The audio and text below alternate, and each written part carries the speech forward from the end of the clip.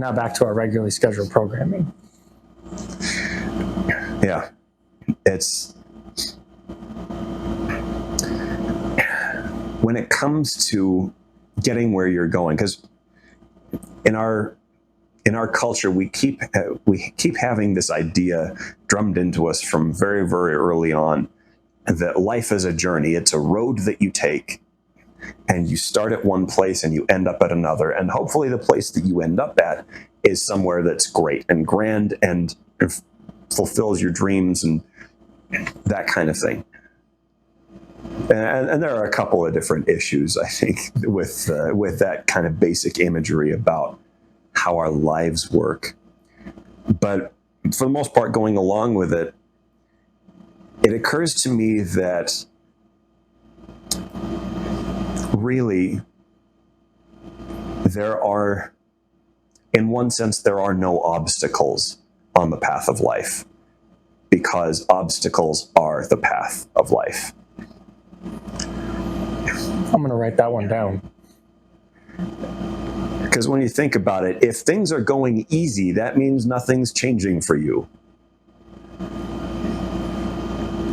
And so the only way you're getting anywhere is by struggle.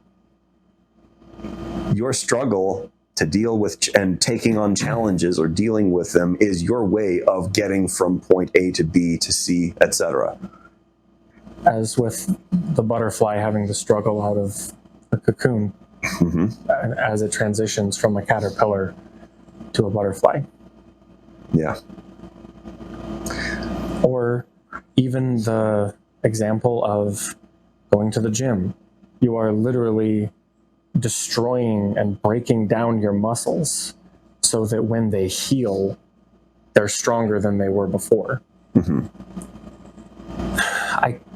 There was a gentleman I was listening to him speak once, and he said, would we read or would we watch the story? Would we read a book or watch a movie that was the story of the life we wanted or how we wanted to get there? We watch these movies and read these books and partake in these stories of these protagonists that face the struggle.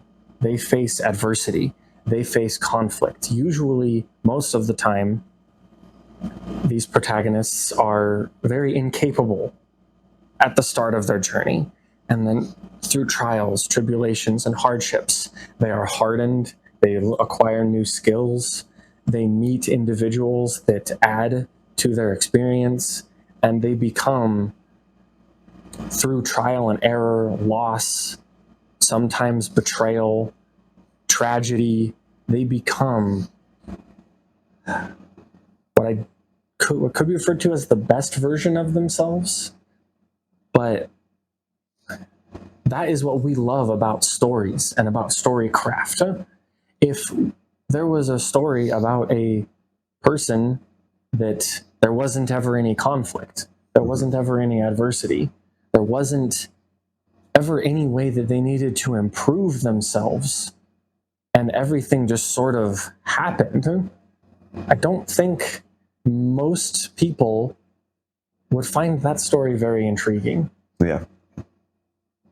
But yet we want those carefree, trialless, we don't want conflict, we don't want any hardships to happen to us in our personal lives, yet we get so engrossed in the stories of characters that endure and survive those hardships and become better because of it.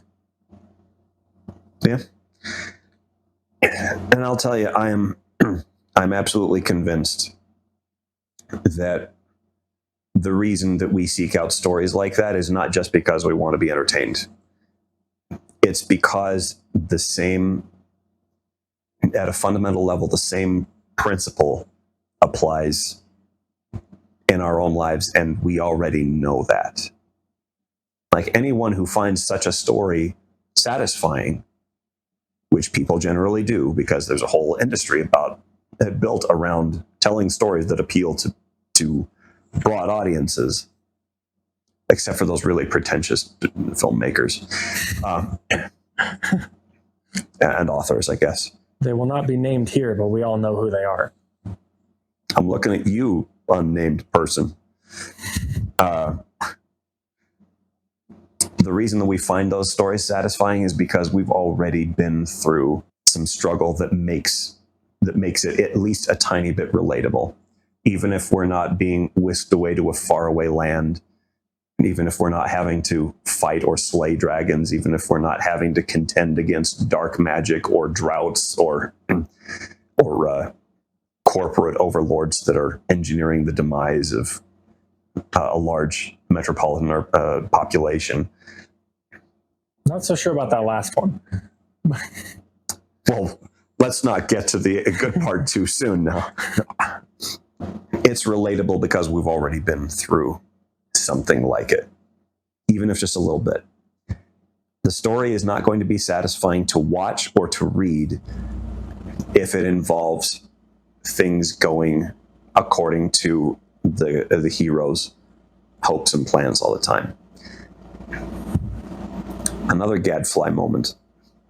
So, chew on this, because all of us, biologically, physiologically, neurologically, we are made to solve problems.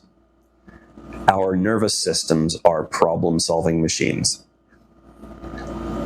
which means when there are no problems to solve, or when we are convinced that there are no problems to solve, even if there actually are problems to solve, our nervous system becomes many parts of the circuitry and even our hormones are no longer working the way that they are supposed to. They don't have the function that they're supposed to. Things are thrown out of whack by not having a challenge to face.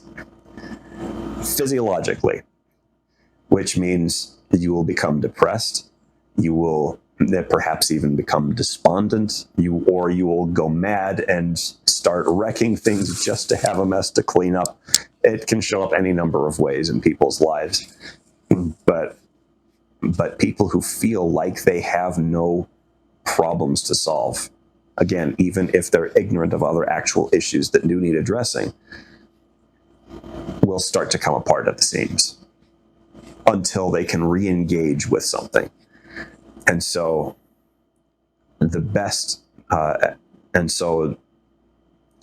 from my understanding, the part of being a better balanced human being with better psychological and emotional wellness is properly engaging with tasks and responsibilities, and picking a direction to work in, and just picking a goal, picking a profession or a new direction to take in personal development, or a hobby. A hobby is good too, because that still involves problem solving, and that even goes for video games, because it's all about video games are all about, if it's not fighting, it's about figuring out how to solve puzzles and other stuff like that. And that's why people love them, because they get to solve problems. They get to solve little problems at a time, get to the end, unlock whatever is behind the big stone wall when you put the final piece in, or you defeat the final boss or things like that, and you've succeeded at something.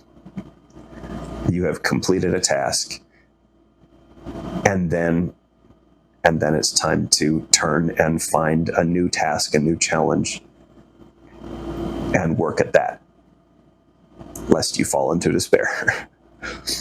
That's why they release sequels.